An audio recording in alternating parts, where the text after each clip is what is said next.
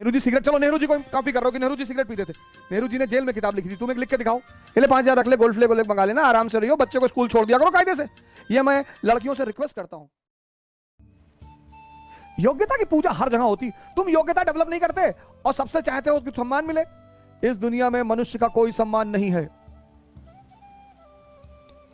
देख तो किसी को हर दिन जाके चंद्रमा पे जल चढ़ाना दिखाई नहीं पड़ता। भैया हमको समझ में नहीं आ रही जिंदगी क्या है। बदतमीज, तू एक बार सिर्फ सूरज और चांद को देख ले, तुझे समझ में आ जाएगी जिंदगी क्या है। यहां जिसके पास ताकत है, जो ऊर्जा देता है, जो जीवन देता है, लोग उसकी पूजा करते हैं। सूर्य, वही सूर्य सऊदी अरब में नुकसान पहुंचाता है तो वो नहीं करते। डेजर्ट है ना, मरुस्थल है ना, कौन सी किताब पढ़ोगे। तुलसी को भगवान मान लिया, है ही भगवान। कैंसर जैसे रोग को खत्म कर देती है, इतना छोटा सा पौधा, भगवान। यूटिलिटी। और कैक्टस घर में हल्का सा निकला, उखाड़ के फेंक दिए। अब तुम्हें डिसाइड करना है, जितने गुण तुम्हारे अंदर होंगे और उस गुण से समाज को फायदा होगा, उतनी तुम्हारी समाज में स्थान होगा। अब तुम डिसाइड करोगे कि तुलसी बनोगे या कैक्टस।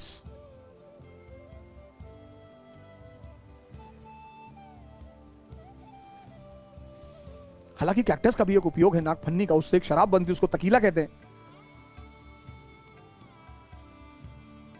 सुबह बहुत सारे लोग देखो सो रहे होगे, अभी आंख खुली होगी। अगर तुम्हारा उद्देश्य तुम्हारे अंदर उत्तेजना नहीं पैदा करता तो तुम खत्म। सत्ता का नशा करो, सत्ता का, शराब, सिगरेट, गुटखा सब छोड़ दो।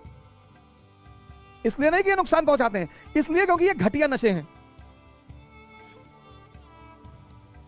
नशा करो ना क्वालिटी वाला, ताकत का नशा, सत्ता का नशा। कि पढ़े नहीं बेचैन हो गए, आंसर राइटिंग नहीं की बेचैन हो गए। मैं नशा करने के लिए मना नहीं कर रहा हूं, घटिया नशे मत करो, सिगरेट मत पियो, तंबाकू मत खाओ। कौन कहता है तंबाकू खाने से जो है ध्यान लगता है? तो रिक्शा वाला तंबाकू खा के ध्यान लगा ले। कौन कहता है सिगरेट पीने से आदमी कॉन्शियस होता है? कलाम साहब तो नहीं पीते थे।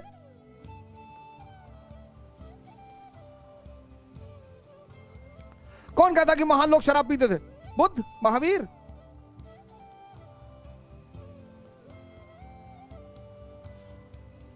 जब तुम्हारे मन को तुम्हें बेवकूफ बनाना होता है तो ऐसे ही विचार फेंकता है तुम्हारे मन में कि अरे नेहरू जी सिगरेट पीते, देखे हो खड़े हो गए। नेहरू जी सिगरेट, चलो नेहरू जी को कॉपी कर रहे हो कि नेहरू जी सिगरेट पीते थे। नेहरू जी ने जेल में किताब लिखी थी, तुम्हें लिख के दिखाओ। और स्त्रियों का सम्मान करो।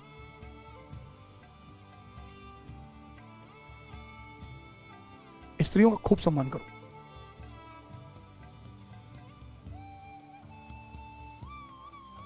उठो जवानों, देश की वसुंधरा पुकारती, देश है पुकारता पुकारती मां भारती।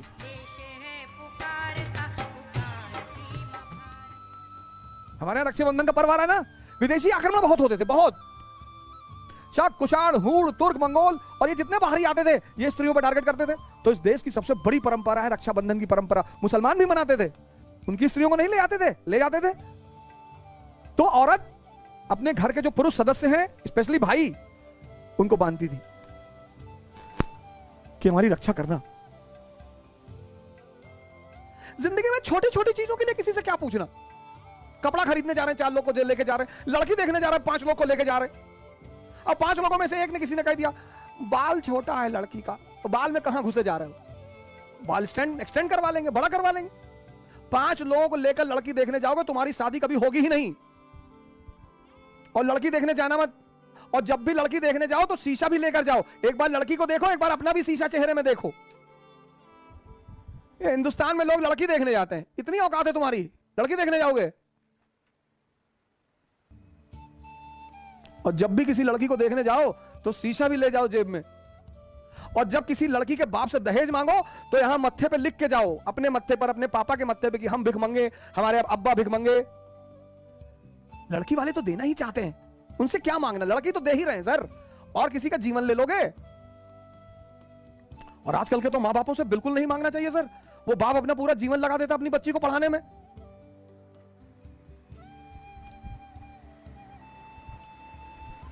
और लड़कियों से मैं कहूंगा कि अगर तुम दहेज प्रथा को खत्म करना चाहती हो तो जमकर पढ़ो।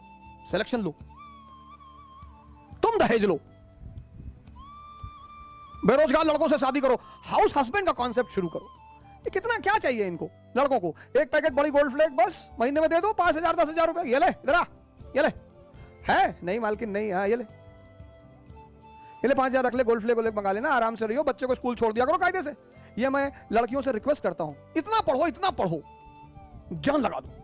तुम्हारी शक्ति ही तुम्हारी सामाजिक स्थिति को बदल सकता है। कानून कभी नहीं बदलेगा इस देश में। कानून का सहारा मत लो, अपना सहारा लो।